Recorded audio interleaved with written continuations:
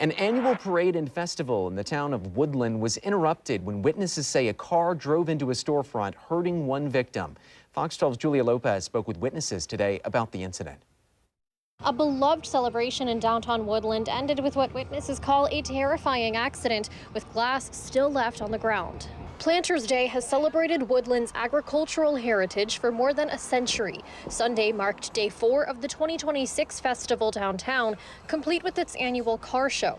But the scene turned when witnesses described one car suddenly reversing into the crowd and into a storefront, hitting one victim who witnesses saw transported in an ambulance. Pretty scary thing happened. It's never really, I don't think it's happened before.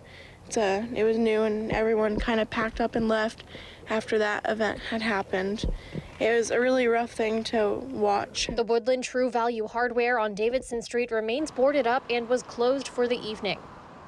I reached out to the Woodland Police Department and the Cowlitz County Sheriff's Office for more information and have not heard back. Reporting from Woodland, Julia Lopez, Fox 12 Oregon. All right, Julia, thank you.